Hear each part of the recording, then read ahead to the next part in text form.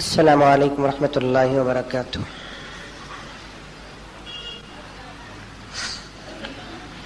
الحمد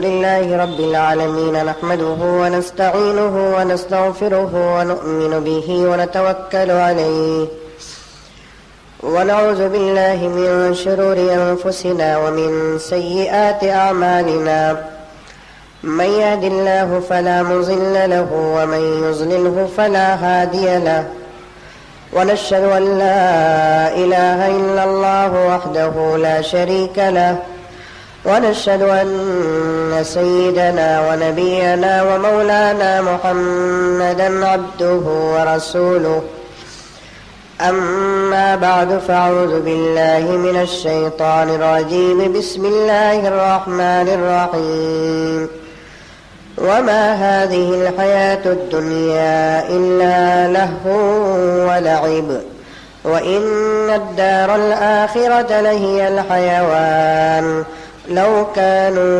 يعلمون۔ صدق الله مولانا العظيم وصدق رسوله النبي الكريم، ونحن على ذلك لمن الشاهدين والشاكرين، والحمد لله رب العالمين۔ معزز سامعین کرام، بزرگان دین، نوجوانان ملت، میں گزشتہ جمعہ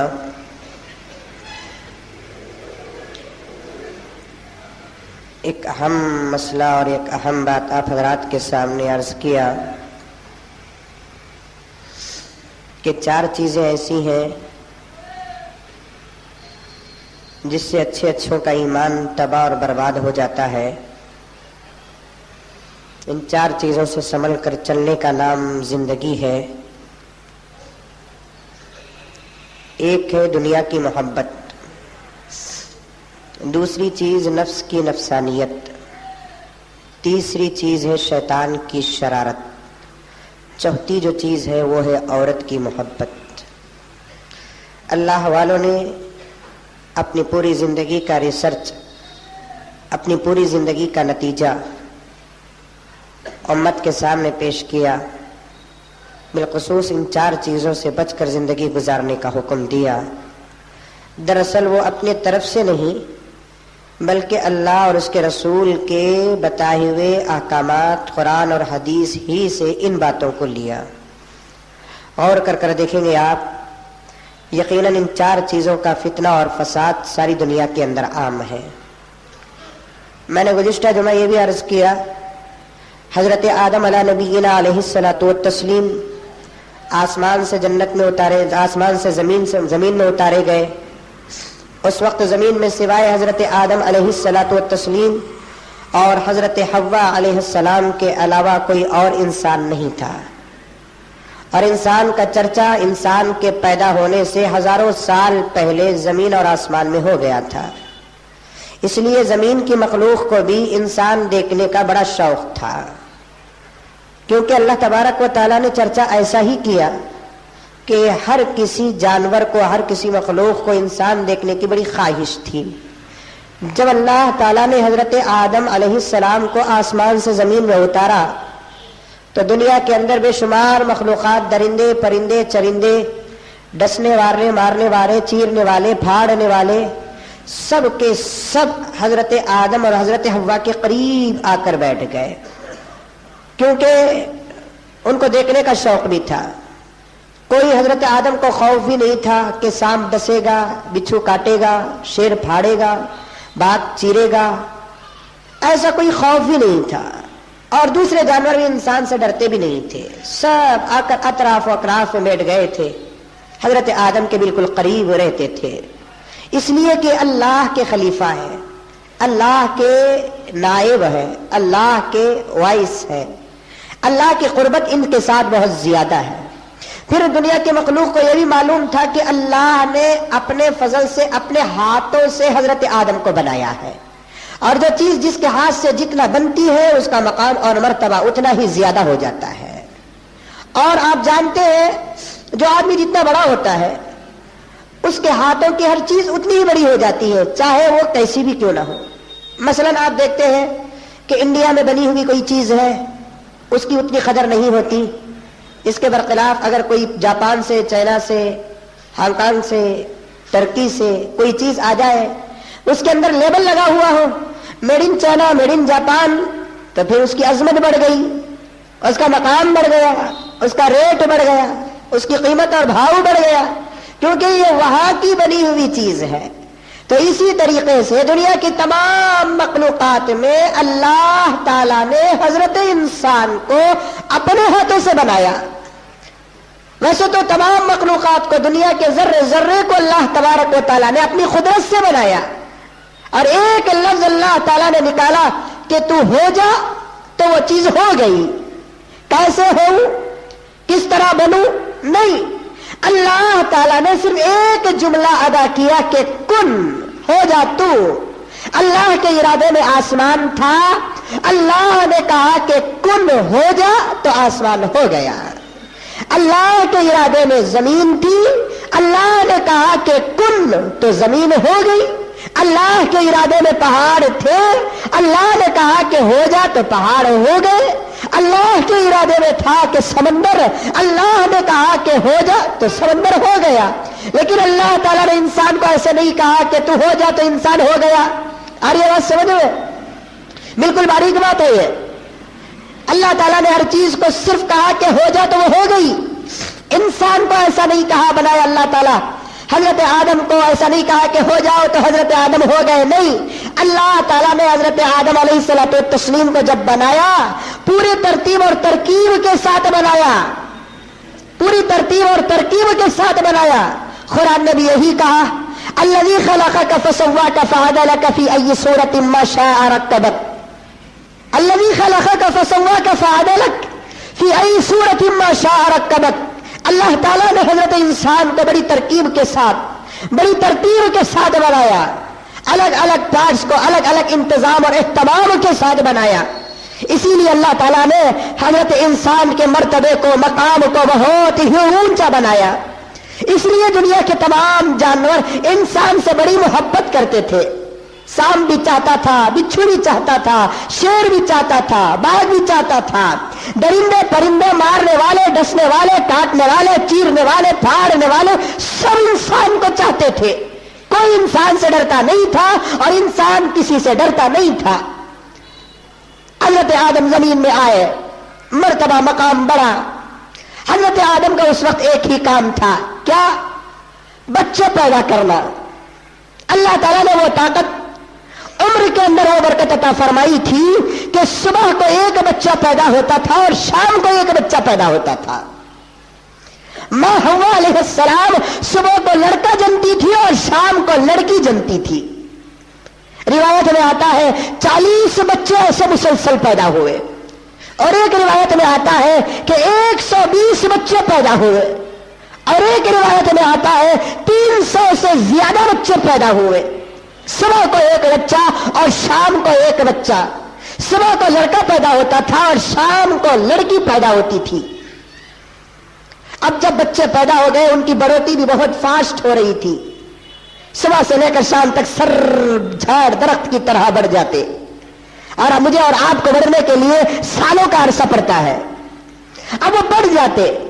اللہ تعالیٰ نے انسان کی فطرت میں جذبات کو رکھا ہے، شادی کی محبت کو رکھا ہے، شادی کی کیفیت کو رکھا ہے۔ اب بچے جیسے جیسے جوان ہوئے، حضرت آدم کا نکاح تو آسمان میں ہوا، اب بچے بڑے ہو گئے تو ان بچوں کا نکاح زمین میں ہونے لگا۔ اب رشتہ کہاں جا کر طے کریں گے؟ صرف 40 افراد پر ساری دنیا تھی، یا 120 افراد پر ساری دنیا تھی، یا 360 افراد پر ساری دنیا تھی۔ رشتے کے لیے دوڑ دھوپ کرنے کی ضرورت نہیں تھی۔ ایک ماں کے بچے تھے پورے، نہ خالہ زاد بھان بھائی تھے، نہ چچا زاد بھان بھائی تھے، نہ خان پھٹان کا لحاظ تھا، نہ سید کا کوئی لحاظ تھا، نہ کوئی بڑے اور نیچے خاندان کا لحاظ تھا۔ ایک ہی ماں باپ کے بچے تھے، اور شادی کریں گے تو کس سے کریں گے؟ کیونکہ آپ جانتے ہیں کہ ایک ماں کے گود اور ایک ماں کے دودھ سے پیدا ہوئے بچوں کا نکاح حرام۔ لیکن یہ مسئلہ حضرت آدم کی اولاد میں نہیں تھا۔ حضرت آدم علیہ الصلوۃ والتسلیم کی اولاد کے لیے قانون یہ تھا، آج کے بیٹے کو کل کی بیٹی کے ساتھ کل کے بیٹے کو آج کی بیٹی کے ساتھ رشتہ کر کے نکاح کریں گے. یہی ان لوگوں کے لیے تفریق اور جدائیگی تھی، کیونکہ دوسرا خاندان نہیں تھا، خاندان اور قبیلے نہیں تھے، دوسرے شہروں میں جا کر رشتہ پوچھنے کا سوال ہی نہیں تھا. اللہ تعالیٰ نے قانون کیا لگایا کہ آج صبح کو پیدا ہونے والے بیٹے کا رشتہ کل شام پیدا ہونے والی بیٹی کے ساتھ کر دو، اور کل یعنی صبح کو پیدا ہونے والے صبح کو بیٹے کا رشتہ آج شام پیدا ہونے والی بچی کے ساتھ رشتہ کر کے نکاح کر دو. حضرت آدم علیہ الصلوۃ والتسلیم کی امت میں، ان کی اولاد میں سگے بہن اور بھائی کا رشتہ کرنا جائز تھا. حضور کی امت میں سگے بہن بھائی کا رشتہ ہو نہیں سکتا. حضور کی امت میں سگے بھائی کی بیٹی کے ساتھ رشتہ نہیں کر سکتے. حضور کی امت میں سگے بہن کی بیٹی کے ساتھ رشتہ نہیں کر سکتے. اب ہوا یہ کہ حضرت آدم کے ایک دن کا بیٹا اور دوسرے دن کے بیٹے کا نام الگ الگ. آج حابیل پیدا ہوئے، کل قابیل پیدا ہوئے. اب اصول کے موافق کیا تھا؟ حابیل کا نکاح کل پیدا ہونے والی بچی کے ساتھ ہوگا، جو کل پیدا ہوئے تھے قابیل کا نکاح آج پیدا ہونے والی بچی کے ساتھ رشتہ طے ہوا. حضرت آدم نے رشتہ طے کیا. لیکن ان دونوں بھائیوں میں ایک بھائی بڑا شریر تھا جس کا نام قابیل تھا. قابیل وہ بڑا حسن پرست تھا. اس نے کہا کہ ابا حضور، میں حابیل کے ساتھ پیدا ہونے والی بہن کے ساتھ نکاح نہیں کروں گا، جو میرے ساتھ پیدا ہوئی تھی اس کے ساتھ میں نکاح کروں گا. کیوں؟ اس لیے کہ جو حابیل کے ساتھ پیدا ہوئی تھی وہ لڑکی ذرا کالی تھی، جو قابیل کے ساتھ پیدا ہوئی تھی وہ لڑکی ذرا گوری تھی. اور یہ پرانے زمانے کا دستور تھا، جو حسن کے پیچھے پڑتے تھے مرتے تھے. ظاہری حسن کے پیچھے مرنے کا رواج اسی وقت سے شروع ہو گیا تھا. شیطان نے سب سے پہلے آ کر دولت کی محبت دل کے اندر نہیں ڈالا. شیطان نے سب سے پہلے آ کر حکومت کی محبت دل کے اندر نہیں ڈالا. شیطان نے سب سے پہلے آ کر دنیا کی محبت دل کے اندر نہیں ڈالا. شیطان نے سب سے پہلے آ کر قابیل کے دل میں عورت کی محبت ڈالا. اب یہ عورت کی محبت کہاں سے کہاں تک لے جاتی ہے دیکھو. قابیل نے دیکھا حابیل کی بہن خوبصورت نہیں ہے، میری بہن خوبصورت ہے، اس لیے میں میری بہن کے ساتھ نکاح کروں گا، حابیل کی بہن کے ساتھ نکاح نہیں کروں گا. قابیل کی نگاہوں میں شریعت کا حسن نہیں تھا، قابیل کی نگاہوں میں باپ کا حکم نہیں تھا، قابیل کی نگاہوں میں اللہ کا حکم نہیں تھا، بلکہ قابیل کی نگاہوں میں اللہ کے علاوہ اور حضرت آدم کے علاوہ اپنی نگاہوں کا حسن تھا. وہ ظاہری حسن کو دیکھ رہا تھا، جیسا کہ آج کا مسلمان بھی دیکھتا ہے. کون سی لڑکی سب سے زیادہ گوری ہے، کون سی لڑکی سب سے زیادہ خوبصورت ہے، کون سی لڑکی سب سے زیادہ ہینڈسم اور اسمارٹ ہے. اسی لیے اللہ کے رسول صلی اللہ علیہ وسلم نے فرمایا، ظاہری خوبصورتی کو نہ دیکھو، دل کی خوبصورتی کو دیکھو. جس کا دل خوبصورت رہے گا اس کا صورت بھی خوبصورت رہے گی، جس کا دل خوبصورت رہی ہے اس کی صورت خوبصورت نہیں ہو سکتی. دل اگر خوبصورت بن گیا، اندر اگر خوبصورت بن گیا، روح اگر خوبصورت بن گئی تو پھر ظاہر بھی خوبصورت ہو جائے گا. ایک آدمی کالا ہے، ایک آدمی گورا ہے. ہم سمجھتے ہیں کہ کالا بدصورت، گورا خوبصورت. نہیں، کالا کالا رہے، گورا گورا رہے. اللہ فرماتے ہیں ان دونوں میں سے جس کا دل خوبصورت رہے گا وہی اللہ کے نزدیک خوبصورت رہے گا. اور ہمارا حال یہ ہے کہ ہم صورت کو سنوارنے کی کوشش کرتے ہیں، سیرت کو سنوارنے کی کوشش نہیں کرتے، اپنے اندر کو سنوارنے کی کوشش نہیں کرتے. میرے نوجوان بھائیوں سے میری گزارش کہ اپنے اندر کو سنوارنے کی کوشش کرو، آٹومیٹک تمہاری صورت خوبصورت ہو جائے گی. اگر اندر کالا رہے، اندر بدبودار رہے، اگر کسی کا اندر کا حال بہت برا رہے، وہ لاکھ فیئر اینڈ لولی استعمال کرے، لاکھ شیمپو استعمال کرے، لاکھ صابن استعمال کرے، لاکھ حسین سے حسین کپڑے استعمال کرے، اللہ اور اللہ کے نگاہوں میں وہ خوبصورت ہو نہیں سکتا. اندر کو سنوارنے کی کوشش کرنا. اور اللہ والے نے واقعات بے شمار لکھے ہیں کہ جس کا دل اندر سے اچھا ہوتا ہے اس کی صورت بھی اچھی ہوتی ہے، جس کا دل اندر سے برا ہوتا ہے وہ لاکھ خوبصورت رہ کر بھی وہ دنیا کے اللہ والوں کے نگاہوں میں بھی خوبصورت ہونے کا سوال پیدا نہیں ہوتا. اسی لیے شیخ الحدیث حضرت زکریا صاحب رحمۃ اللہ علیہ فضائل اعمال کتاب واقعہ نقل کیے ہیں. حاجی لوگ عرفات کے میدان کو جاتے ہیں 9 ذی الحجہ کو، فجر کے بعد سے لے کر مغرب تک وہاں پر قیام کرتے ہیں، دعا کرتے ہیں، روتے ہیں، گڑ گڑاتے ہیں. مغرب کی نماز پڑھے بغیر 9 ذی الحجہ کو عرفات کے میدان سے سیدھے نکل کر مزدلفہ کو آ جاتے ہیں. حاجیوں کا ایک بہت بڑا مجمع ہوتا ہے. ایک دن ایک مرتبہ ایک حاجی صاحب 9 ذی الحجہ کو عرفات کے میدان سے نکل کر مزدلفہ کو جب آئے، پتا چلا کہ ان کی بیگ پیسوں کی عرفات کے میدان میں چھوٹ گئی ہے. اب وہ پھر لینے کے لیے عرفات کے میدان کو گئے تو پورا عرفات کا میدان خالی ہے، کوئی بندہ بشر نظر نہیں آ رہا ہے. لیکن عجیب بات یہ ہے کہ پورے عرفات کے میدان میں سور اور بندر ہی بندر پڑے ہوئے ہیں. عرفات کا میدان دنیا کے میدانوں میں سب سے مقدس میدان، سب سے بہترین میدان، دعاؤں کے قبول ہونے والا میدان. اللہ تبارک و تعالیٰ اس دن اس جگہ کو بہت ہی زیادہ پسند کرتے ہیں. ایسے میدان میں برے جانور بندر پڑے ہوئے ہیں. بڑا تعجب ہوا. یہی فکر میں جب وہ اپنی تھیلی لے کر مزدلفہ کو آئے، آ کر مغرب اور عشاء کی نماز پڑھ کر سوتے ہیں، خواب میں ایک فرشتے کا دیدار ہوتا ہے. فرشتے سے وہ بزرگ پوچھتے ہیں کہ بھائی، میں نے عرفات کے میدان میں اتنا پاک و پوتر صاف و شفاف میدان، ایسے میدان میں نے بندر اور برے جانوروں کو دیکھا، آخر یہ بندر اور برے جانور آئے کہاں سے؟ تو حضرت کو اس فرشتے نے جواب دیا، یہ بندر اور برے جانور دنیا کے نہیں بلکہ یہ حاجیوں کے گناہ ہیں. جو حاجی عرفات کے میدان میں رہ کر توبہ کرتے ہیں تو ان کے گناہ جھڑ گئے اور وہ گناہ بندر اور برے جانور کا شکل اور صورت اختیار کر لیے. آدمی کا دل جتنا برا ہوتا ہے اس کے گناہ اتنے ہی برے جانور کی شکل اور صورت اختیار کر لیتے ہیں. اس لیے اپنے اندر کو بنانے کی 100% ضرورت ہے. اپنے دل کو بناؤ، اپنے حال کو بناؤ، اپنے اندر کو بناؤ. اپنے اندر اگر کسی کا خوبصورت ہو گیا تو پھر ظاہر کالا رہ کر بھی وہ اللہ کے نزدیک مقبول. اگر اس کا ظاہر دبلا ہے تو وہ بھی اللہ کے نزدیک مقبول. اگر اس کا ظاہر غریب ہے تو وہ بھی اللہ کے نزدیک مقبول ہو جائے گا.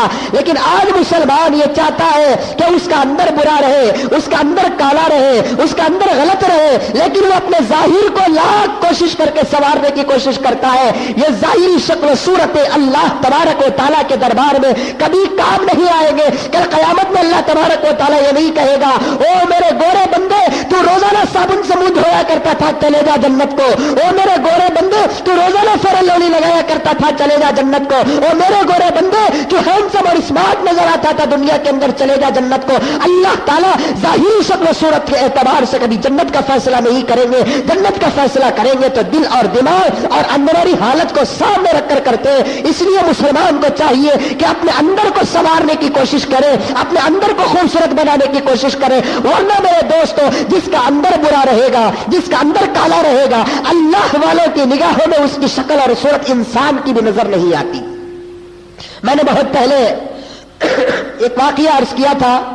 حضرت مولانا پیر ذوالفقار احمد صاحب نقشبندی مجددی دامن برکاتہم نے اپنی کتاب کے اندر یہ واقعہ نقل کیا. فرماتے ہیں کہ ایک بازار میں ایک پاگل عورت تھی، ایک پاگل دیوانی، جسے پورے بازار والے پاگل دیوانی سمجھ کر کبھی سوکھی ہوئی روٹیوں کے ٹکڑے دیتے تھے، کبھی کوئی پیسہ دیتا تھا، کوئی درہم و دینار دیتا تھا. اور وہ پاگل عورت کبھی ادھر سے ادھر جاتی تھی اور ادھر سے ادھر آتی تھی. یاد رکھو، دنیا کے اندر جو بھی پاگل نظر آتا ہے وہ پاگل نہیں ہوتا. اللہ کی یاد میں وہ کبھی کبھار مجذوب ہو جاتا ہے. وہ پاگل عورت جسے پورے لڑکے چھیڑا کرتے تھے، دیوانی دیوانی کہہ کر پکارا کرتے تھے. ایک مرتبہ اسی بازار سے ایک بہت بڑے اللہ والے کا گزر ہوا جن کا نام حضرت عبد الخالق خجیز دوانی رحمت اللہ علیہ بازار سے گزرتے ہیں. یہ پاگل جو عورت تھی اس نے اس عذر کو دیکھا، فوراً بے ہوش ہو کر گر گئی. پورے بازار والے دوڑتے ہوئے آئے، پانی کے چھینٹے دیے، ہوش آیا، پوچھے مائی کیا ہوا تجھے؟ تو اس عورت نے، پاگل نے کہا میرے سامنے سے ایک مرد گزرا، مارے شرم کے میں بے ہوش ہو گئی. पूरे बाजार के नौजवानों को बड़ा ताज्जुब हुआ, हम भी मर्द हैं लेकिन कभी हमको देखकर ये बेहोश नहीं हुई। वो बुड्ढा जब गुजरता है तो उसे देखकर बेहोश हो गई। तो उस पागल औरत को पूरे बाजार वाले पूछने लगे, माई तू तो और ज्यादा पागल हो गई है कि इतने दिन से तू हम मर्दों को देख रही थी, हम जवानों को देख रही थी, हम हट्टे खट्टों को देख रही थी, कभी तुझे शर्म के मारे बेहोशी तारी नहीं हुई और आज एक बुड्ढे को देखकर तुझे शर्म आ गई। वो पागल औरत कहने लगी, भाई अल्लाह की कसम खाकर कहती हूँ, आज कई साल के बाद मुझे एक इंसान नजर आया लेकिन तुम में से मुझे कोई इंसान नजर नहीं आता। अल्लाह की कसम अगर तुम में से कोई इंसान नजर आता तो मैं बेहोश होकर गिर जाती। अल्लाह की कसम खाकर कहती हूँ, जब भी मैं तुम्हारी सूरतों को देखती हूँ तो तुम में से किसी का चेहरा मुझे सुअर की तरह नजर आता है, किसी का चेहरा मुझे कुत्ते की तरह नजर आता है, किसी का चेहरा मुझे बंदर की तरह नजर आता है। और अल्लाह का हुक्म भी यही है कि इंसान को देखकर पर्दा करो, कुत्ते को देखकर पर्दा करने का हुक्म नहीं है, बुरे जानवर को देखकर पर्दा करने का हुक्म नहीं है, बंदर को देखकर पर्दा करने का हुक्म नहीं है, जानवरों से पर्दे का हुक्म नहीं है।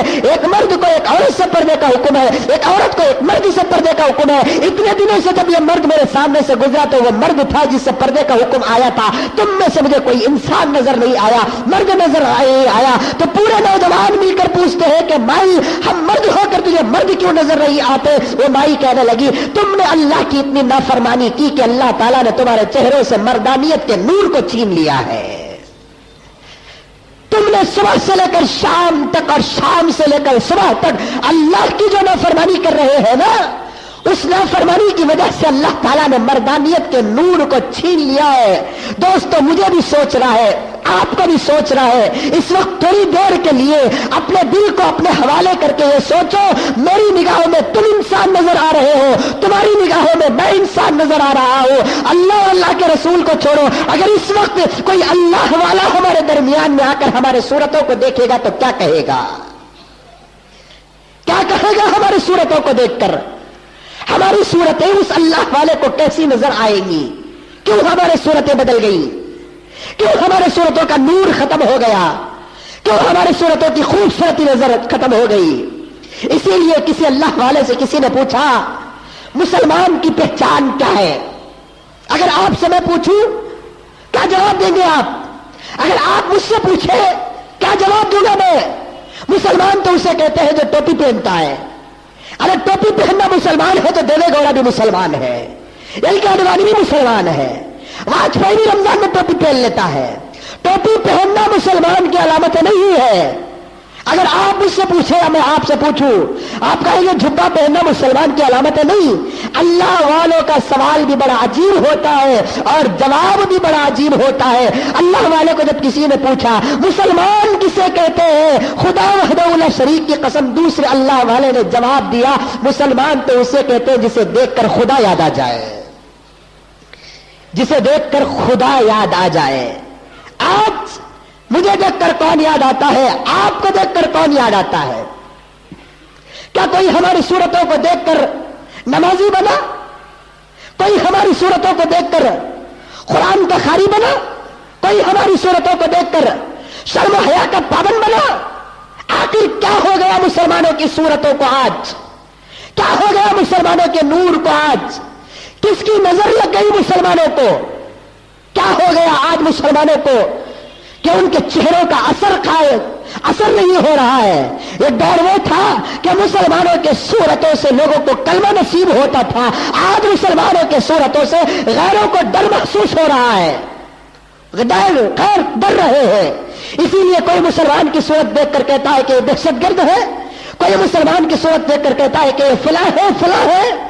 जबकि एक दौर ऐसा था मुसलमानों की सूरतों को देखकर कहता था वाकईतन ये अल्लाह का खास बंदा है। इसीलिए मेरे दोस्तों, अंदर का नूर पैदा करो, अंदर को बनाने की कोशिश करो। अंदर की खूबसूरती हमेशा बाकी रहेगी, जाहिर की खूबसूरती खत्म।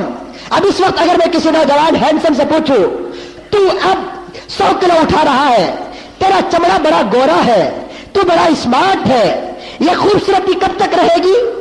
40 साल तक, 45 साल तक, बस। उसके बाद जब 40 साल के बाद बुढ़ापा तारी होगा, गोश्त कमजोर पड़ जाएगा, हड्डियां कमजोर पड़ जाएगी, ये कलना चेहरा झुल्लियों में मुब्ता हो जाएगा, मुलव्वस हो जाएगा। یہ سینہ جھک جائے گا, یہ کمر جھک جائے گی, یہ تمام چیزیں ختم ہوتی جائے گی. کیوں؟ کہ اللہ تعالیٰ نے حسن کی بھی ایک مدت بنائی ہے, اس سے زیادہ یہ حسن برقرار نہیں رہے گا. لیکن جس کا عمل حسین رہے گا وہ مرنے کے بعد بھی اس کا نام حسین ہی حسین رہے گا. جتنے لوگ اللہ والے گزرے ہیں, گرچہ کہ ان کی شکل و صورت ایسی ویسی تھی, لیکن ان کا عمل بڑا خوبصورت تھا. آج بھی ان کو یاد کیا جا رہا ہے اور آج بھی ان کا نام زندہ ہے. بار بار ایک عورت کا نام سنتے ہوں گے آپ, حضرت رابعہ بصریہ. سنیں کہ نہیں سنے؟ اتنی محبت کرتے ہیں حضرت رابعہ بصریہ سے کہ جو بھی جس گھر کے اندر بچی پیدا ہوتی ہے اپنی بچی کا نام رابعہ بصریہ رکھ دیتے ہیں. اس رابعہ بصریہ عورت تھی کون؟ یہ دراصل یہ کالی کلوٹی عورت تھی. یہ کوئی خوبصورت حسین اور جمیل عورت نہیں تھی, گرچہ کہ بڑے بڑے اللہ والوں کا زمانہ تھا. حضرت حسن بصری, امام ابو حنیفہ, حضرت حبیب عجمی, بڑے بڑے اللہ والوں کے دور میں ایک عورت پیدا ہوئی تھی جس کا نام رابعہ بصریہ تھا. یہ دراصل کالی کلوٹی عورت تھی. اس کی شکل اور صورت کوئی خوبصورت نہیں تھی, لیکن اس نے اپنے اندر کو اتنا خوبصورت بنایا کہ وہ مر کر تقریباً 1300 سال کا عرصہ ہو گیا. آج بھی اس کا عمل حسین ہی حسین نظر آ رہا ہے, اس کا نام زندہ ہی زندہ نظر آ رہا ہے. اس لیے میرے دوست اپنے عمل کو حسین بناؤ. اگر کسی کا اندر حسین ہو گیا تو اس کا ظاہر بھی حسین ہو جائے گا. اس کے لیے ایک مثال دیتا چلو میں آپ کو. ایک لائٹ ہے, لائٹ بہت خوبصورت لائٹ جو آج کل بازاروں میں دکانوں میں ملتا ہے, کلر کا لائٹ ہے, اس کے اندر بڑے بڑے خوبصورت چیزیں رکھی ہوئی ہے. کوئی آدمی لا کر اپنے گھر کے بیچ میں اس لائٹ کو لگایا ہے. بتائیے اصل میں وہ لائٹ ظاہر سے خوبصورت ہے, اس کی حقیقی خوبصورتی کب حاصل ہوگی؟ جب اس کے اندر کرنٹ پاس ہوگا. کرنٹ اگر پاس ہوگا تو بلب جلے گا اور زیادہ خوبصورتی آئے گی. اگر کوئی آدمی بغیر کرنٹ کے خوبصورت لائٹ کو لا کر لگا دے گا تو وہ لائٹ حقیقت میں خوبصورت نظر نہیں آئے گا جب تک کہ اندر سے اس کی وائرنگ نہ ہو, اندر سے اس کا کرنٹ نہ ہو, اندر سے اس کا بجلی نہ ہو. اسی طریقے سے میرے دوستو اللہ تعالیٰ نے ظاہری لائٹ تو ہماری بنا دیا ہے, لیکن اندر کا کنیکشن جب تک نہیں آئے گا اس لائٹ کی خوبصورتی نہیں آئے گی. اگر اندر سے بجلی آ جائے, اندر سے کرنٹ پاس ہو جائے, خدا وحدہ لا شریک کی قسم اس لائٹ کے اندر اور زیادہ اضافہ ہو جائے گا. اس لیے ہمارا کام کیا ہے کہ ہم اندر کو سنوارنے کی کوشش کریں. اگر کسی کا اندر سنور گیا تو اندر کی وجہ سے اس کا باہر بھی سنور جاتا ہے. اسی لیے میرے دوستو حسن کے پیچھے زیادہ پھرنے کی ضرورت نہیں ہے. جو بھی حسن کے پیچھے گیا ہے وہ دنیا کے اندر ٹھوکر کھایا ہے, اور سب سے پہلے جو ٹھوکر کھایا وہ حضرت آدم کا بیٹا حابیل نے ٹھوکر کھایا. حابیل نے کہا نہیں میں حابیل کی بہن کے ساتھ شادی نہیں کروں گا, بلکہ میرے ساتھ پیدا ہونے والی بچی کے ساتھ شادی کروں گا, کیونکہ میرے ساتھ پیدا ہونے والی بڑی خوبصورت تھی, حابیل کے ساتھ پیدا ہونے والی بدصورت تھی. اللہ تبارک و تعالیٰ کو حابیل کی یہ ضد پسند نہیں آئی. اللہ تعالیٰ نے قرآن کے اندر اس کا واقعہ بھی نقل کر دیا, قرآن کے اندر اس کا تفصیلی عنوان بھی نقل کر دیا. کبھی کسی صورت میں واقعے پر عرض کروں گا. بتانا میں آپ کو چاہتا ہوں ایک عورت کی محبت سب سے پہلے دنیا کے اندر کتنا بڑا فتنہ اور فساد پیدا کرتی ہے. دیکھیے حابیل نے دیکھا اب میری دال میرے ابا کے پاس غلطی نہیں, آخر میرا ابا پیغمبر ہے, وہی ہوگا جو میرے ابا چاہیں گے, اس لیے کہ میرے ابا اللہ کے پیغمبر ہے. اگر میں ابا کی بات نہ مانوں ابا مجھے سزا دیں گے, اگر ابا کی بات مان لوں تو حسین لڑکی کے ساتھ میرا نکاح نہیں ہوگا. اس لیے شیطان نے ایک ترکیب حابیل کے دل کے اندر ڈالی, وہ یہ کہ حابیل ایک کام کر, تو حابیل کو قتل کر دے, مار دے, جان سے تیرے بھائی کو قتل کر دے. جب تیرا بھائی نہیں رہے گا تو مجبور ہو کر اس کی بہن کے ساتھ, تیری بہن کے ساتھ تیرا نکاح ہو جائے گا. نہ رہے بانس نہ بجے بانسری کا قصہ ہو جائے گا. دل کے اندر جب شیطان جا کر یہ خیال ڈالا, یہ فتنہ اور فساد ڈالا, تو حابیل نے حابیل کو راتوں رات قتل کر دیا. ایک عورت کی محبت کہاں سے کہاں پیدا کر دی ہے. دیکھیے عورت کی محبت سے قتل سب سے پہلے ہوا. دنیا کا سب سے پہلا جو قتل ہوا وہ قتل دولت کی وجہ سے نہیں, عورت کی وجہ سے ہوا. اسی لیے اللہ والوں نے فرمایا 4 چیزوں سے بچ کر رہو. ایک دنیا کی محبت سے, ایک نفس کی نفسانیت سے، ایک شیطان کی شیطانیت سے، ایک عورت کی محبت سے، یہ 4 چیزوں سے اگر بچ گئے تو انشاءاللہ تعالی جنت ایک قدم میں تم کو حاصل ہو جائے گی۔ قابیل حابیل کو قتل کر دیا، جیسے ہی فرسٹ قتل دنیا کے اندر قابیل حابیل کو کیا، جتنے جانور حضرت آدم کے انسانوں کے قریب رہتے تھے وہ پورے آدم اور انسانوں سے دور ہو گئے۔ جب یہ انسان ہی سے نہیں رہا، انسان ہی کو نہیں چھوڑا، ہم کو کیا چھوڑے گا؟ تو تب سے انسان کے پاس سے پورے جانور دور ہو کر رہ گئے۔ بتانے کا مقصد یہ ہے کہ ایک عورت کی محبت کہاں تک چلے گئی، شیطان نے کیا کیا۔ اسی لیے علماء نے فرمایا یہ 4 چیزوں سے بچ کر رہنا انتہائی درجے پر ضروری ہے، ورنہ اچھے اچھوں کا ایمان ان 4 چیزوں کی وجہ سے زلزلہ کھا گیا۔ شیخ عبد القادر جیلانی رحمت اللہ علیہ کو کون نہیں جانتا؟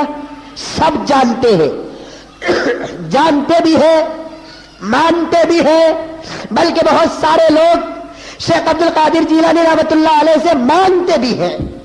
شریعت کہتی ہے اللہ والوں کو جانو بھی، شریعت کہتی ہے اللہ والوں کو مانو بھی، لیکن شریعت کہتی ہے اللہ والوں سے مانگو نہیں۔ دینے والی ذات کس کی؟ اللہ کی دینے والی ذات ہے یہ۔ اللہ سے مانگو، اللہ کے علاوہ کسی اور سے نہ مانگو۔ یہاں تک کہ پیغمبر کے پاس ایک صحابی بار بار آ کر مانگتے تھے، صبح کو آ کر مانگتے تھے، شام کو آ کر مانگتے تھے۔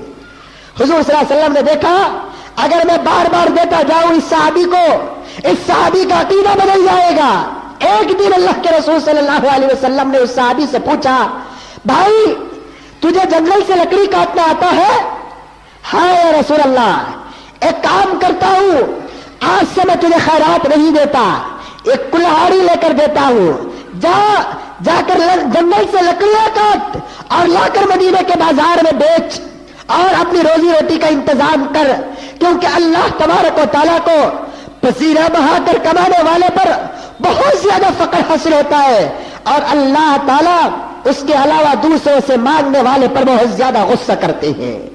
اس لیے مانگنا ہے تو اللہ تبارک و تعالیٰ سے مانگنا ہے۔ اللہ والوں کو جانو بھی، اللہ والوں کو مانو بھی، لیکن اللہ والوں سے مانگو نہیں، اللہ والوں سے بھیک نہیں مانگنا۔ لیکن دیکھا جاتا ہے آج بہت سارے لوگ اللہ والوں کو جانتے بھی ہیں، اللہ والوں کو مانتے بھی ہیں، لیکن اللہ والوں سے مانگتے بھی ہیں۔ مانگنا نہیں اللہ والوں سے، ہاں وسیلہ بناؤ، اے اللہ میری اس دعا کو تو شیخ عبد القادر جیلانی رحمت اللہ علیہ کے صدقے سے قبول فرما لے، یہ وسیلے سے دعا مانگو، شریعت اجازت دیتی ہے۔ اللہ تعالیٰ سے دعا مانگو، اے اللہ میری اس دعا کو تو حضرت جنید بغدادی رحمت اللہ علیہ کے وسیلے سے قبول فرما لے، اللہ تعالیٰ دعا کو قبول فرماتے ہیں۔ اے اللہ میری اس دعا کو حضرت خواجہ معین الدین چشتی اجمیری رحمت اللہ علیہ کے وسیلے سے قبول فرما لے، اللہ تعالیٰ دعا کو قبول فرما لیتے۔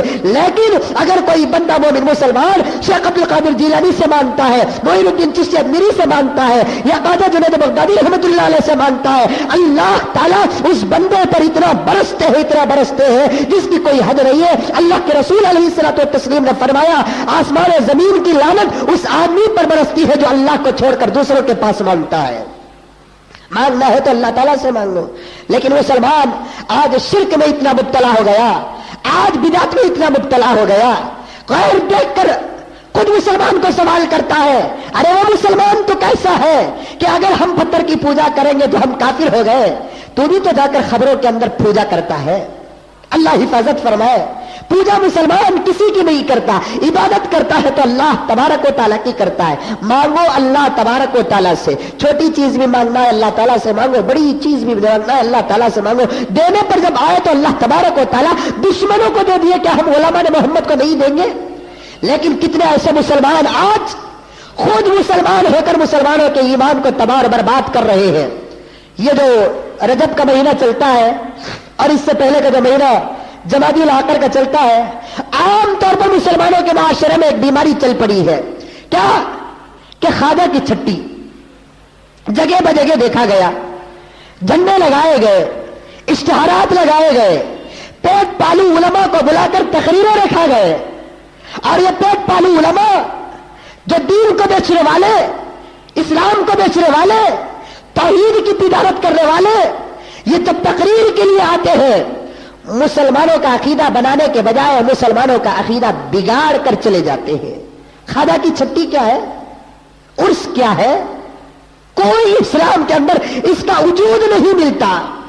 بس اللہ والوں سے محبت تو ضرور کرنا ہے. اللہ والوں سے محبت نہیں کرو گے تو اللہ تعالیٰ ان سے دشمنی کرتا ہے. دنیا کا کوئی مولوی ایسا نہیں جو کسی ولی سے بغاوت سکھاتا ہے. آپ شیخ عبد القادر جیلانی کو بھی مانو, معین الدین چشتی رحمت اللہ علیہ کو بھی مانو, جنید بغدادی کو بھی مانو, توکل مستان کو بھی مانو, بیسر ولی رحمت اللہ علیہ کو بھی مانو, جسے چاہتے ہیں سب کو مانو, لیکن مانگنا ہے تو صرف اللہ سے مانگنا ہے. سر جھکانا ہے تو صرف اللہ کو سر جھکانا ہے. اللہ کے علاوہ یہ امتی پیغمبر کو بھی سر نہیں جھکا سکتا. لیکن افسوس میرے دوستو, آج مسلمان کا عقیدہ اتنا تباہ ہو گیا. پرسوں 2 دن پہلے مغرب کی نماز میں باغ سوار مسجد میں پڑھا. 2-3 منٹ کی تاخیر ہو گئی. پہنچتے فوراً گیا, گاڑی کھڑا کر جب جا رہا ہوں جو نیچے درگاہ ہے اور اوپر مسجد ہے. جب میں جا رہا ہوں اوپر نماز چل رہی ہے, نیچے مزار کے پاس بہت سارے بے نمازی اپنے سروں کو ولی کے مزار پر ٹیک کر رو رہے ہیں. ادھر نماز چل رہی ہے, یہاں شرک کا بازار گرم ہو گیا ہے. اللہ کو کتنا غصہ آتا ہوگا, اللہ کو کتنا غصہ آتا ہوگا. ادھر نماز مغرب کی عین نماز چل رہی ہے, امام صاحب نماز پڑھا رہے ہیں, جماعت کی نماز چل رہی ہے. وہاں اللہ کو سجدہ کرنے کے بجائے نماز کے وقت ایک مسلمان غب خبر کے سامنے اپنے سر کو جھکا کر رو رہا ہے. اس سے بڑھتی اور غفلت کا تالا کیا ہوگا؟ شیطان بھی خوش ہوگا, شیطان بھی خوش ہوگا کہ کیا ہی اچھا ہوا کہ میرا ایک عاشق اللہ کو چھوڑ کر انسان کے سامنے سر جھکا رہا ہے. میں وہی سوچا, کاش اتنی عقیدت کا سجدہ اللہ کے دربار میں اگر ہو جاتا, ہمارے نگاہوں کے سامنے وہ ولی بن جاتا. اللہ کو چھوڑ کر کسی اور کے سامنے سر جھکائے, پتھر کے سامنے سر جھکائے, ولی کے سامنے سر جھکائے, غوث کے سامنے سر جھکائے, خطب کے سامنے سر جھکائے, ابدال کے سامنے سر جھکائے. اللہ کو کبھی پسند نہیں آتا. سر جھکانا ہے تو اللہ کے سامنے سر جھکانا ہے, ہاتھ اٹھا کر دعا مانگنا ہے تو اللہ تعالیٰ کے دربار میں مانگنا ہے. کیونکہ جو بھی آدمی اللہ کے پاس مانگا اللہ تعالیٰ اسے ضرور دیا. واقعہ سنے ہوں گے آپ, فرعون مصر کا بادشاہ, خدائی دشمن کرنے والا, خدائی دشمنی کرنے والا, اپنے آپ کو بہت بڑا ماننے والا. اللہ تعالیٰ نے اسے عبرت کی موت دیا. جانتے ہیں کہ دریائے نیل میں اللہ تعالیٰ نے حضرت موسیٰ علیہ الصلوۃ والتسلیم کو پار کر کے فرعون کو غرق کر دیا. فرعون ڈوبتا گیا. لمبا چوڑا واقعہ ہے, کبھی عرض کروں گا, یا آپ سنے ہوں گے. دریائے نیل پر فرعون ڈوب رہا ہے. اب مصیبت میں اللہ یاد آتا ہے. اب دیکھا میں خدا ہو کر میری دال پانی میں نہیں گل رہی ہے, اب سوائے موسیٰ کے خدا کو پکارنے کے اور کوئی راستہ میرے پاس نہیں ہے. تو فوراً وہ موسیٰ علیہ السلام کو پکارتا ہے, موسیٰ مجھے بچا لو, میں تمہارے خدا پہ ایمان لے کر آ جاؤں گا. اب اللہ تعالیٰ نے حضرت موسیٰ کو کہا کہ موسیٰ سامنے دیکھ کر چلنا ہے, پیچھے پلٹ کے نہیں دیکھنا ہے کہ ہوتا کیا ہے. اب اللہ کا قانون ہے, موسیٰ سنتے بھی نہیں, پکار کا جواب بھی نہیں دیتے. موسیٰ بچا لو موسیٰ. موسیٰ کہاں سنیں گے؟ موسیٰ کے پاس بچانے کی طاقت کیا ہے؟ چلے گئے آگے. پورا ڈوب گیا فرعون, ہاتھ سے اشارہ کر رہا ہے, اب بھی پلٹ کر نہیں دیکھ رہے ہیں. جب پورا ڈوب گیا فرعون, سوکھے ہوئے پتے کی طرح پانی کی لہروں میں غوطہ لگاتا ہوا آ رہا ہے, غوطہ لگاتا ہوا مارتا ہوا جا رہا ہے. اس وقت اللہ تعالیٰ نے حضرت موسیٰ سے کہا کہ موسیٰ اب پلٹ کے دیکھو ہم نے ہمارے دشمن کے ساتھ کیا معاملہ کیا. جب ہم پکڑنے پر آئیں گے نا, ہماری پکڑ سے کوئی بچ نہیں سکتا. ان بطش ربی کا لشدید, ہماری پکڑ بہت سخت ہے موسیٰ, ہم پکڑنے پر آ جائے تو ہماری پکڑ سے کوئی بچ نہیں سکتا. اب پلٹ کر دیکھو خدائی دعویٰ کرنے والا فرعون کے ساتھ ہم نے کیا معاملہ کیا ہے. اب موسیٰ علیہ السلام پلٹ کر دیکھتے ہیں, یہ 30 فٹ کا, یہ موٹا تازہ, یہ بہت بڑا بادشاہ وقت کا فرعون پانی کی لہروں میں سوکھے ہوئے کاغذ کی طرح غوطہ لگاتا ہوا پھر رہا ہے. تو حضرت موسیٰ کو بڑا افسوس ہوا. اللہ تعالیٰ سے کہتے ہیں کہ مولا تو ہے, تیری قدرت ہے, لیکن یہ ڈوبتے ڈوبتے बार बार कह रहा था कि मूसा बचा लो, मूसा बचा लो, मैं तुम पर तुम्हारे खुदा पर ईमान लेकर आ जाऊंगा, मूसा बचा लो, तुम पर तुम्हारे खुदा पर ईमान लेकर आ जाऊंगा।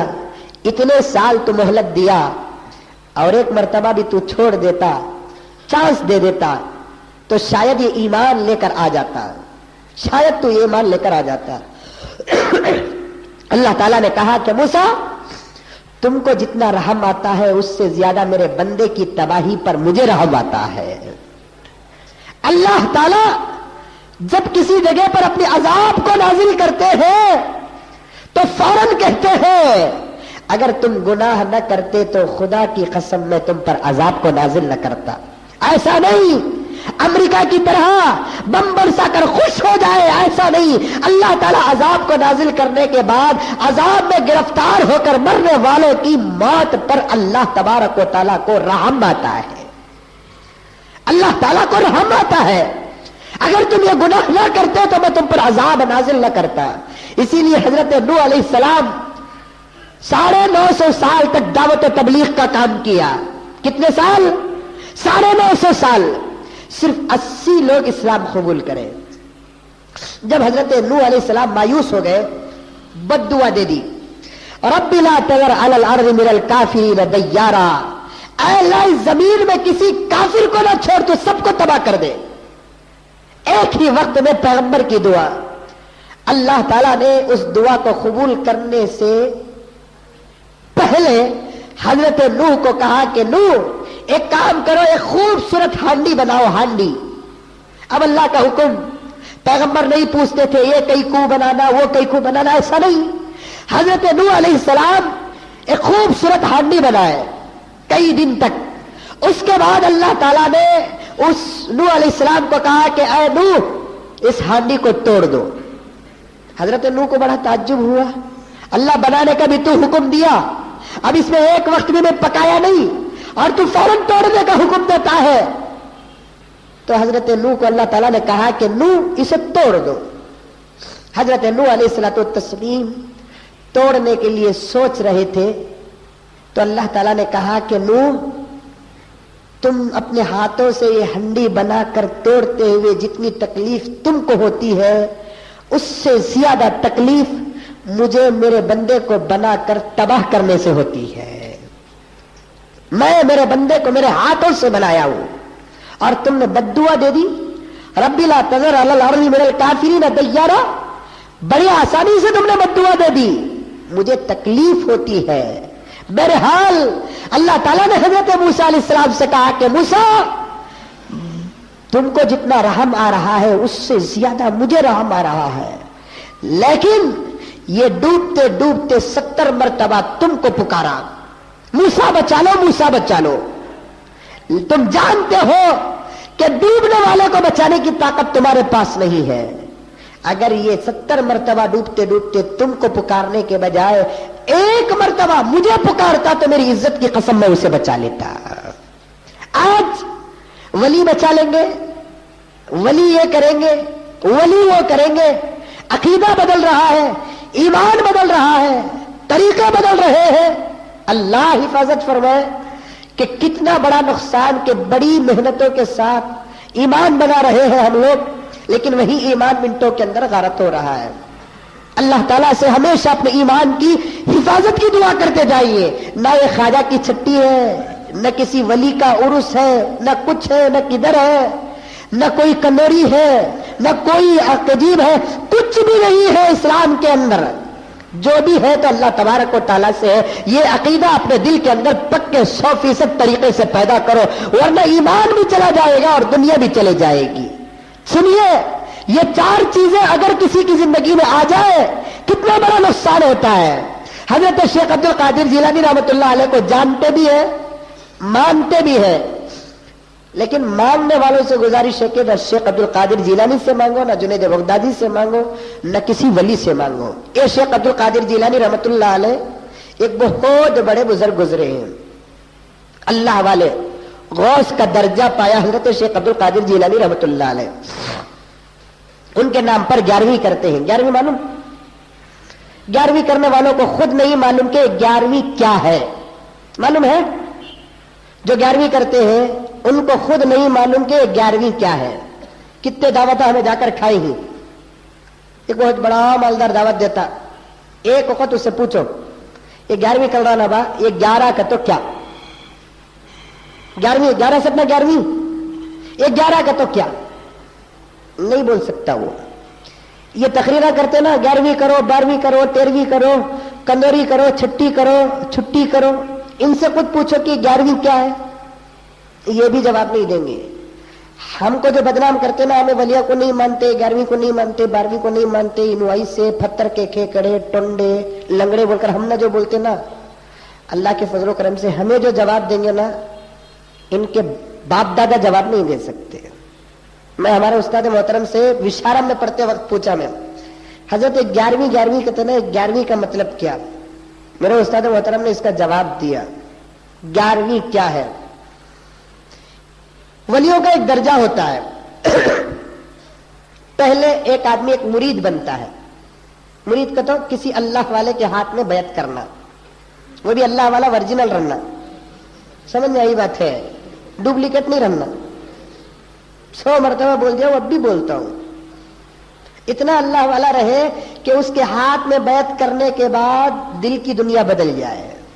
بہت سارے لوگ بولتے ہیں کہ بیعت ضروری نہیں ہے. آج کے زمانے میں بیعت اتنی ضروری ہے, اتنی ضروری ہے جتنا کہ ہماری زندگی کے لیے سانس لینا ضروری ہے. ہم اپنی زندگیوں کو کسی اللہ والے کے حوالے نہیں کریں گے, اس پوری دنیا کے اندر ہمارے بچنے کے حالات بہت کم ہیں. نئے نئے طریقے آ رہے ہیں, حرام کے نئے نئے پلان پاس ہو رہے ہیں, اور اس کے پاس ہونے پر جشن منایا جا رہا ہے. ایسے وقت پر کسی اللہ والے کا ہاتھ ہمارے ہاتھ کو نہیں پکڑے گا, خدا کی قسم منزل تک نہیں جائیں گے. ایک راستہ, رات کو بارش فل پڑ کر ہے اور فل کیچڑ ہے, باپ اپنے بچے کو لے کر جا رہا ہے, پھسلنے کا اندیشہ ہے. راستہ جتنا خراب ہوتا ہے اتنا ہی باپ بچے کا ہاتھ مضبوط پکڑتا ہے. اگر راستہ صاف ہے, پھسلنے کا, گرنے کا کوئی خطرہ نہیں ہے, کبھی کبھار باپ بچے کو بھی چھوڑاتا, آوا تو چلنے کو, کیا پکڑ لے کر آ رہا ہے. رتی کا بھی فرق رہا تو انگلی دیتا, پکڑ لے تو انگلی, بچہ انگلی پکڑ لیتا ہے. جب انتہائی درجے پر سخت خطرناک راستہ ہوتا ہے, باپ انگلی بھی نہیں دیتا بلکہ الٹا بچے کا ہاتھ پکڑ لیتا ہے. بچے کو یہ بتانا چاہتا ہے تو مجھے پکڑے گا تب بھی نہیں بچے گا, میں تجھے پکڑوں گا تو تب بچے گا. تو مجھے پکڑے گا, تیرا پکڑنا اتنا مضبوط نہیں ہے, میں تجھے پکڑتا ہوں. اسی طریقے سے ہم اپنے ہاتھوں کو کسی اللہ والے کے حوالے کریں, تب جا کر انشاءاللہ تعالی وہ صبح کو کچھ دوا دیتے ہیں, شام کو کچھ دوا دیتے ہیں, دوپہر کو کچھ دوا دیتے ہیں, اور وہ خود راتوں میں اٹھ کر اپنے مرید کے لیے رات میں تہجد میں دعا کرتے ہیں. تب جا کر ہماری زندگیوں کی گاڑیاں اللہ کے پاس پہنچ جاتی ہے. اور آج کہتے ہیں بہت سارے لوگ بیعت کیا ضروری ہے, بیعت تو آج کے زمانے میں بہت زیادہ ضروری ہے. کسی اللہ والے سے اپنا رشتہ قائم کر لو, کسی اللہ والے سے اپنا رشتہ قائم کر لو. عام طور پر ایک مثال دیتا ہوں, مالدار گھرانے کی چھکری سے شادی اس لیے کرتے ہیں تاکہ کل جا کر کبھی کسی موقع پر ہمارا سپورٹ ہو جائے. اسی طریقے سے میرے دوستوں کسی اللہ والے سے دوستی کر لو, آئندہ چل کر اللہ کے پاس ہمارے درمیان میں کوئی سپورٹ مل جائے. پوچھتے ہیں کہ بیعت کوئی ضروری نہیں ہے. نہیں, بیعت ضروری ہے. ایک نوجوان پوچھتا ہے کہ بیعت کا فائدہ کیا ہے. بیعت کا فائدہ بتاؤں میں آپ کو.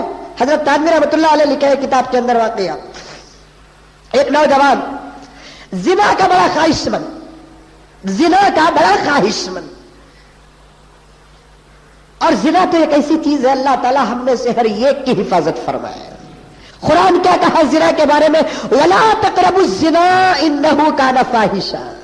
زنا کے قریب بھی جاؤ کو, شراب پیونے کو بولیا, جوا کھیلنے کو بولیا, حرام کھانے کو بولیا. لیکن زنا کا جہاں حکم آیا اللہ تعالیٰ کیا کہا, زنا کے قریب بھی جاؤ کو, زنا کے قریب بھی جاؤ کو. کیوں کہ انہو کان فاحشہ, وہ بہت ہی برا عمل ہے. پورے نوجوان بہت ہی زنا کا عادی. ایک اللہ والے کے پاس آیا, آ کر کہنے لگا کہ حضرت آپ کے ہاتھ میں بیعت کروں گا ایک شرط پر, وہ یہ کہ آپ مجھے زنا کی اجازت دیجیے. اللہ والوں کو اللہ کی طرف سے الہام ہوتا ہے, مریض جیسا ہوتا ہے علاج بھی ویسا ہی کیا جاتا ہے. جیسا کہ حضور کے زمانے میں ایک صحابی آئے, آ کر کہنے لگے کہ یا رسول اللہ میں کلمہ پڑھوں گا, ایک شرط پر مجھے جھوٹ بولنے کی اجازت دے دیجیے. حضور نے فرمایا کہ ہاں جھوٹ بولو. ایک صحابی آئے, یا رسول اللہ میں کلمہ پڑھوں گا, اس شرط پر مجھے زنا کی اجازت دی جائے. حضور نے مریض کے حال کو دیکھ کر علاج بتایا. اس اللہ والے کے پاس وہ آدمی آیا, نوجوان, آ کر کہنے لگا کہ حضرت آپ کے ہاتھ میں بیعت کروں گا, لیکن ایک شرط یہ ہے کہ مجھے زنا کی اجازت دیجیے. حضرت نے فرمایا کہ ہاں تجھے زنا کی اجازت ملے گی, تو بیعت کر لے. بس ایک کام کر, نماز کی پابندی کر لے, صبح و شام کچھ وظیفے ہیں وہ پڑھ لیا کر لے, جہاں تک ہو سکے حلال کھانے کی فکر کر لے. اس کے بعد تجھے کیا معلوم, تجھ سے زیادہ ایڈریس میں بتاؤں گا اڈوں کی. تجھے کیا معلوم, ایڈریس میں بتاؤں گا اڈوں کی. اب وہ کہنے لگا بس تہجد اتنا پڑھنا سو پڑھ لے تو, نماز اتنا پڑھنا سو پڑھ لے تو, ذکر اتنا کرنا سو کر لے تو, درود اتنا پڑھنا سو پڑھ لے تو, حلال اتنا کھانا سو کھا لے تو, زنا کی تو اجازت ملی ہے نا. اب اللہ والے کے ہاتھ میں بیعت ہوئی. ایک دن تہجد پڑھا. حضرت نے فرمایا کہ پہلی تہجد تو میرے ساتھ پڑھے گا. اللہ والے سدھارتے ہیں. بایزید بستامی رحمۃ اللہ علیہ کا واقعہ بھی بڑا مشہور ہے. ان کے زمانے میں ایک عورت بہت بڑی فاحشہ تھی, بڑی حسین تھی, بہت بڑا دھندا چلتا تھا اس کا. ہر کوئی اس کے دروازے پر جاتا تھا, اپنا کام تمام کر کے آتا تھا. ایک دن بایزید کو معلوم ہوا کہ میرا پورا گاؤں اس عورت کی وجہ سے تباہ ہو رہا ہے. حضرت بایزید بستامی سوچتے ہیں کیا پورے گاؤں والوں کو بلا کر تقریر کروں یا اس عورت کو جا کر سدھاروں. پورے گاؤں والوں کو بلا کر تقریر کرنے سے بہتر ہے کہ اس عورت کو سدھاروں. اگر وہ عورت سدھر گئی تو پورا گاؤں سدھر جائے گا.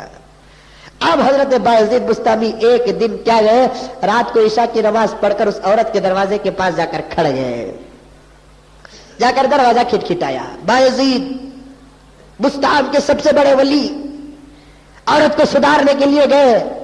اگر کوئی آج یہاں وہاں چلے گیا, کیا صاحب یہاں کھڑی نہیں حضرت میں سدھارنے کے واسطے آگو, اب چلیں گی نہیں دل. وہ سمجھ میں آئی بات, وہ اللہ والے تھے. وہ تمہیں بولے نا حضرت جا کے ان کو سدھارا, بول کو بھائی سدھارنے کیسے جا کر بگڑ کو آ جائیں گے. سمجھ میں آئی بات. وہ بایزید بستامی تھے. گئے دروازے کے پاس, جا کر دروازہ کھٹکھٹایا تو اس حسینہ کا غلام نوکرانی آئی. پوچھی کیا بات ہے, تو کون ہے؟ وہ کہنے لگی کہ میں اس کی باندھی نوکرانی ہوں. بایزید نے کہا ہم نوکروں سے بات نہیں کرتے, جا کر تیری ملکہ کو بھیج, ہم اس سے ڈائریکٹ بات کریں گے. اب وہ گئی, نوکرانی کہنے لگی کہ مائی آج تیرے دروازے پر ایک بڈھا آیا ہے. آج تک تو تیرے دروازے پر جوان کھڑا کرتے تھے, آج تیرے دروازے پر بڈھا آیا ہے اور کہتا ہے کہ وہ ڈائریکٹ اس سے بات کرے گا. اچھا. وہ گئی, دیکھتی کیا ہے کہ ایک بڈھا ہے. پوچھتی ہے کیا ہے؟ کہنے لگے بایزید میں بایزید ہوں, اس گاؤں کا بہت بڑا بزرگ ہوں. تو وہ عورت کہنے لگی میرے دروازوں پہ بزرگوں کا کیا کام ہے؟ کہنے لگے کہ آج تیرے دروازے پر بایزید کو کام ہے, آج تیرے دروازے پر بایزید کو کام ہے. پھر بایزید کو کہنے لگی آ جاؤ اندر. بایزید نے پوچھا ایک رات کا کیا لیتی ہے؟ کہنے لگی کہ 100 دینار لیتی ہوں. بایزید نے کہا کہ آج ہم تجھے ایک رات کے 200 دینار دیں گے. تجھ جیسی حسین عورت کی قیمت صرف 100 دینار. وہ عورت اور پریشان ہوگی, آنے والا چکا تھا انہیں بڑا کر دے رہا ہے, کل سے اور ریٹ بڑھ جائے گا میرا. آنے والا چکا رہا تھا, آج تو بڑھ, چلو کل سے ریٹ بڑھ جائے گا. اب جیسے 200 دینار لے لی. بایزید نے کہا سب تجھے 100 دیتے تھے, میں 200 دیا ہوں, آج پوری رات وہی کرے گی جو میں کہوں گا. کہا. بایزید نے کہا کہ جا, آج تک تو گندی تھی, آج جا کر غسل کر کے آ. اب گئی, اگر نہیں بولی تو پیسے پوچھ لے گا انہیں. گئی, غسل کر کے آئی. اب گردن پہ پلو تھا. بایزید نے کہا کہ اس پلو کو ذرا سر پہ ڈال لے, کیونکہ حسین عورتوں کا سر کھلا نہیں رہتا. جب جیسے ہی سر پہ پلو ڈال لی, بایزید نے کہا کہ ایک کام کریں گے, پہلے تو اور میں مل کر 2 رکعت نماز پڑھیں گے. اب دونوں کا مصلی بازو بازو, ادھر بایزید کھڑے ہیں, اس طرف وہ فاحشہ عورت کھڑی ہے. زندگی میں پہلی مرتبہ وہ اللہ کے دربار میں اپنے سر کو جھکا رہی ہے. بایزید نے غسل بھی کرایا, سر میں پلو بھی ڈلوایا, مصلی بھی کھڑایا, نماز کے لیے رکعت بھی بندوایا. जब सजदे को बायजीद भी गए, वो औरत भी गई, बायजीद सजदे में अल्लाह ताला के दरबार में दुआ करते हैं कि मौला जितनी मेरी ताकत थी वो पूरी ताकत सर्फ करके तेरे दरबार में उसके सर को झुका दिया, जाहिर को मैं सवार दिया हूं, बातिन को तू सवार दे। अब जैसे ही ये भी नमाज खत्म करती है, वो भी नमाज खत्म करती है, नमाज के बाद फौरन अपने कमरे को गई, पूरी दौलत लाकर बायजीद के सामने रखकर कहती है कि बायजीद ये दौलत ले लो और तुम मेरे घर से फौरन चले जाओ, इसलिए कि तुम्हारी वजह से मुझे शर्म आ रही है। अल्लाह वाले इस तरीके से बनाते हैं।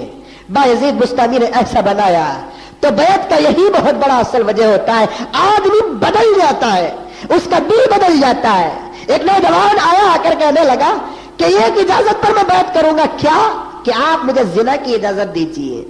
आप हजरत ने कहा कि बस एक काम कर ले, तहज्जुद पढ़ ले, नमाज की पाबंदी कर ले, सुबह शाम जिक्र कर ले, हलाल रोजी का इंतजाम कर ले, उसके बाद तो जिना कर ले, तुझे इजाजत है। अब वो खुश हो गया। अब हजरत ने कहा कि शर्त ये है कि पहली तहज्जुद तू मेरे साथ पढ़ेगा। अब हजरत के साथ पहली तहज्जुद पढ़ा, चला गया, उसके बाद काम शुरू हो गया, जिक्र करना, तहज्जुद पढ़ना, नमाजों की पाबंदी करना। नमाज ही एक ऐसी चीज है मेरे दोस्तों, अल्लाह जल्ल जलालुहु उस नमाज की बरकत से दुनिया की बेहया बातों का शौक दिल से खत्म कर देते हैं। कुरान कहता है कि इन्नस सलात तन्हा अनिल फहशाई वल मुनकर, नमाज बेहयाई से और बुराई से रोक देती है। हमारी नमाज रोकती नहीं, वो और बात है। अब वो तहज्जुद का पाबंद हुआ, नमाज का पाबंद हुआ, जिक्र का पाबंद हुआ, दरूद का पाबंद हुआ, हलाल रोजी का इंतजाम किया। 8 दिन के बाद हजरत से मुलाकात करने के लिए जब आया, गौर से सुनो, अपनी जिंदगी को किसी अल्लाह वाले के हवाले कर दो। अब तक हमने अपनी जिंदगी को दुनिया वालों के हवाले किया, दुकान के हवाले किया, बीवी बच्चों के हवाले किया, दुनिया के माहौल के हवाले किया, कभी सुकून नहीं मिला। अहद कर लो कि हम अपनी जिंदगी को किसी एक अल्लाह वाले के हवाले करेंगे, इस नीयत से कि मुझे खुदा तक पहुंचना है, खुदा के रसूल तक पहुंचना है, फिर उसके बाद जिंदगी का मजा ही कुछ और होगा। तो वो 8 दिन के बाद जब अल्लाह वाले के पास अपने पीर साहब के पास आता है, पीर साहब ने मजाक से पूछा कि बाबा क्या तेरा बिजनेस बराबर चल रहा है, कितनी लड़कियों को तूने पटाया? तो वो नौजवान कहता है कि हजरत माफ करना, आपके हाथ में बैत क्या किया मैं, बैत के बाद जिना करना तो दूर की बात, औरत को देखना तो दूर की बात, जो दाढ़ी मुड़ाता है उसे देखते हुए भी शर्म आती है, जो दाढ़ी मुड़ाता है उसे देखते हुए भी शर्म आती है। क्यों? जो दाढ़ी मुड़ाता है उसके चेहरे पर औरतों की मुशाबहत होती है, उससे भी पर्दा करने का हुक्म है। इमाम अबू हनीफा रहमतुल्लाह अलैह के सबक में सामने बैठते थे इमाम मोहम्मद रहमतुल्लाह अलैह। इमाम मोहम्मद बिल्कुल छोटे, दाढ़ी नहीं निकली थी इमाम मोहम्मद रहमतुल्लाह अलैह को। इमाम अबू हनीफा सामने बैठे थे, बार बार इमाम मोहम्मद रहमतुल्लाह अलैह के चेहरे पर नजर जाती थी। तो इमाम अबू हनीफा ने इमाम मोहम्मद रहमतुल्लाह अलैह को कहा कि बेटे कल से तू पहली सफ में नहीं बैठना, बिल्कुल पीछे सफ में बैठना, इसलिए कि तुझे दाढ़ी नहीं निकली। जिसके चेहरे पर दाढ़ी नहीं निकलती उसका चेहरा औरतों से मिलता है, और जिसका चेहरा औरतों से मिलता है उससे भी पर्दा करने का हुक्म है। जब तक तुझे दाढ़ी नहीं निकलेगी तू पहली सफ में नहीं बैठेगा। अगर ये कानून मैं अपनाऊंगा तो किसे किसे पीछे बैठूं मैं? हाँ, नीचे भेजू, ऊपर भेजू, बाहर भेजू?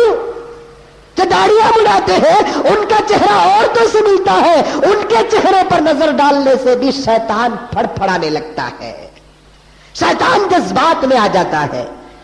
उनके चेहरों से भी पर्दा करने का हुक्म शरीयत ने दिया है कि उनका चेहरा अमृत का चेहरा होता है, औरतों से मुशाबात का चेहरा होता है। अल्लाह ताला हम तमाम को नेक तौफीक अता फरमाए। अर्ज़ कर रहा था मेरे दोस्तों, अल्लाह वालों को मानो भी, अल्लाह वालों को जानो भी, अल्लाह वालों से मांगने की इजाजत नहीं है, क्योंकि देने वाली जात अल्लाह तबारक व तआला की है। ये आए दिन है ना कि अल्लाह वालों को जानते भी है, मानते भी है, उनसे मांगते भी है। अल्लाह ताला हम तमाम को नेक तौफीक अता फरमाए। मैं अर्ज कर रहा था, ये जैसे रमजान करीब होता है, कुछ महीने आते हैं, इन महीनों के अंदर शिर्क का बाजार और बिदअत का बाजार इंतहाई गर्म हो जाता है। बहुत सारे लोग कंदोरी करते हैं, छठी करते हैं, 11वीं करते हैं। कंदोरी का क्या मतलब करने वालों को पूछो, नहीं मालूम। छठी का क्या मतलब करने वालों को पूछो नहीं मालूम, 11वीं का क्या मतलब करने वालों को पूछो नहीं मालूम। अरे नहीं मालूम तो फिर करता क्यों है, बेवकूफ है। उसमें अलग ऐसे ऐसे अकीदे आ जाते हैं, अगर 1 साल 11वीं नहीं करा तो 11 साल तक है ना उसका व्यापार नहीं चलता, कहते हैं नया शुरू होगा ऐसा। 1 साल अगर 11वीं नहीं करा तो कितने साल व्यापार नहीं चलता, 11 साल से नमाज नहीं पढ़ा क्या भी हुआ नहीं इसे, कुरान नहीं उठाया क्या भी नहीं हुआ इसे, है हराम कमाया, सूद कमाया, धंधा सब कुछ किया, कुछ नहीं हुआ।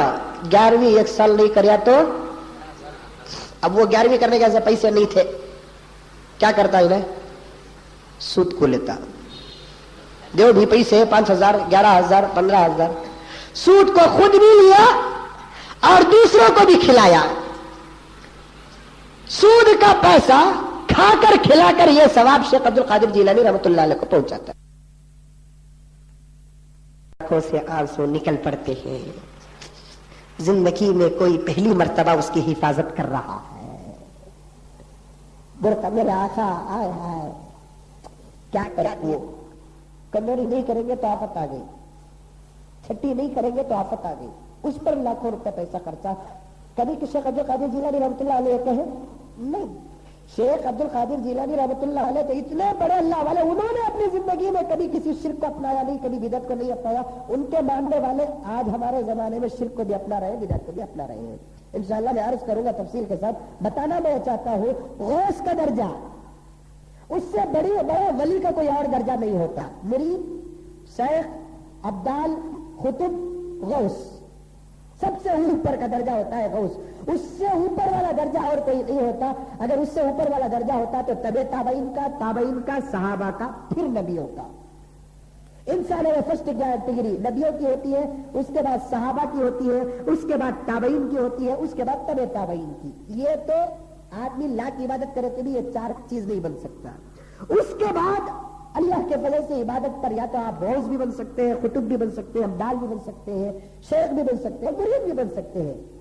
हजरत शेख अब्दुल कादिर जिलानी रहमतुल्लाह अलैह को 11 के साथ निस्बत ये देते हैं कि 5 मिनट ले ले वरना आइंदा जुमा इसका कनेक्शन नहीं रहेगा, इसलिए 5 मिनट ले लेता हूं मैं आपके सामने।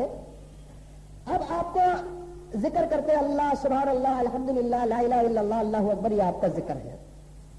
गौसियत के मर्तबे में जाने के बाद वहां लफ्ज अल्लाह के साथ जिक्र नहीं होता, लफ्ज हु के साथ जिक्र करते हैं। Who who who who who जिक्र करते हैं। वो आपको नहीं मालूम है, वो मकाम पर पहुंच जाएंगे, वो अल्लाह अल्लाह बोलकर जिक्र नहीं करते, बल्कि क्या बोलकर जिक्र करते हैं, जरा बोलो, हु हु हु। ये हु क्या है मालूम, कराटे का नहीं, हा हु हु, वो हु नहीं है। ये जो हु होता है हा वाउ पेश हु, इसका माना आता है वो उन्हें, उसका माना क्या आता है, उन्हें।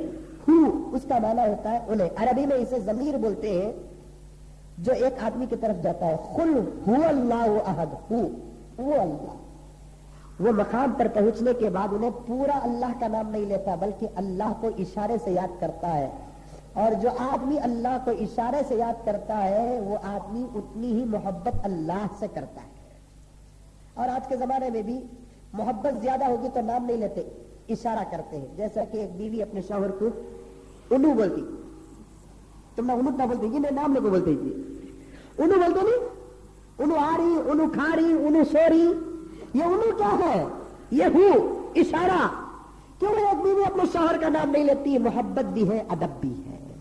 मोहब्बत और अदब अगर आ गया तो फिर नाम नहीं लेते, इशारे से याद करते। हमारा जमाना मोहब्बत भी नहीं अदब भी नहीं, नाम लेना तो दूर की बात, जोरू मरद को अरे पुकारती नहीं पुकारती है।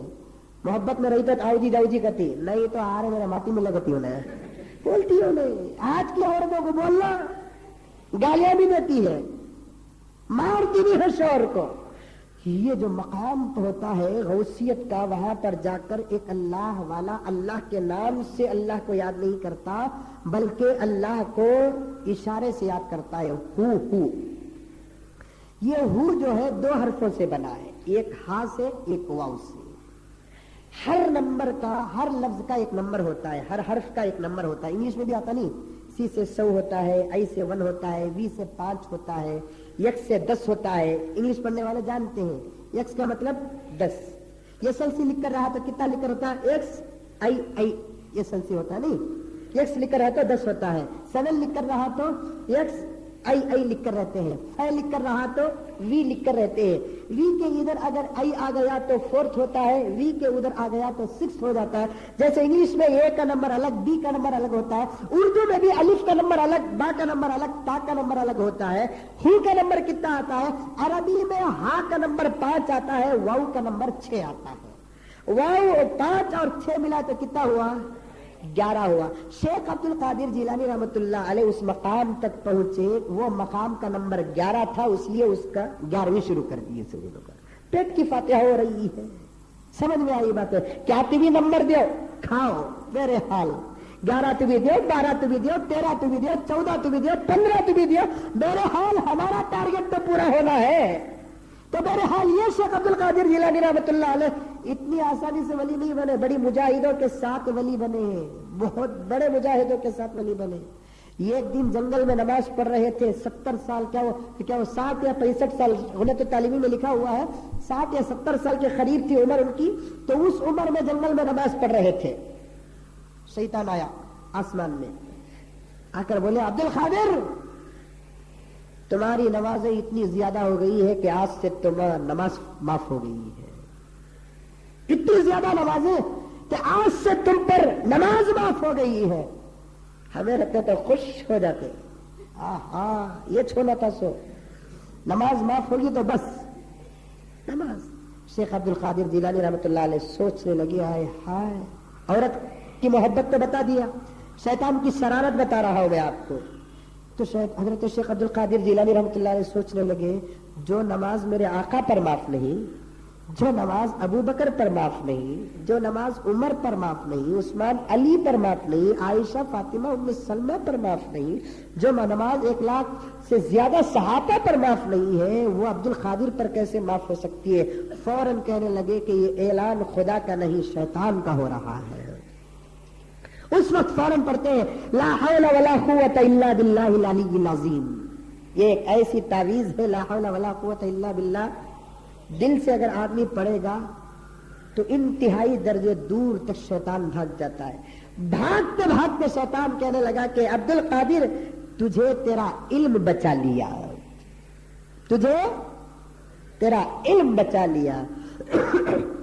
پھر حضرت شیخ عبد القادر جیلانی رحمۃ اللہ علیہ لاہور پڑھ کر کہتے ہیں, ابے کمینے مجھے میرا علم نہیں بلکہ مجھے میرا خدا بچایا ہے. علم کا بچائے گا؟ بچانے والی ذات اللہ تبارک و تعالیٰ کی. تو پھر جب حضرت شیخ عبد القادر جیلانی سے مایوس ہوا شیطان, تو فوراً حضرت شیخ عبد القادر جیلانی کی طرف کہتا ہے کہ عبد القادر تمہارے پاس آنے سے پہلے میں تم جیسے 70 ولیوں کو کفر کے گھاٹ اتار کر آ رہا ہوں. شیخ عبد القادر جیلانی رحمۃ اللہ علیہ جیسے 70 ولیوں کو کفر کے گھاٹ اتار کر آ رہا ہوں, لیکن اللہ نے تم کو بچا لیا. عورت اگر ضد پر آ گئی تو تب بھی تباہ ہو جائیں گے, شیطان کی شرارت آ گئی تو تب بھی تباہ ہو جائیں گے. اب 2 چیزیں رہ گئی, ایک نفس کی نفسانیت اور دنیا کی محبت. انشاءاللہ تعالی آئندہ جمعہ آپ حضرات کے سامنے عرض کروں گا. دعا کیجئے کہ اللہ تبارک و تعالی مجھے اور آپ کو تمام عالم اسلام کو عمل کرنے کی توفیق اور سعادت عطا فرمائے. آمین ثم آمین. وآخر دعوانا الحمدللہ رب العالمین.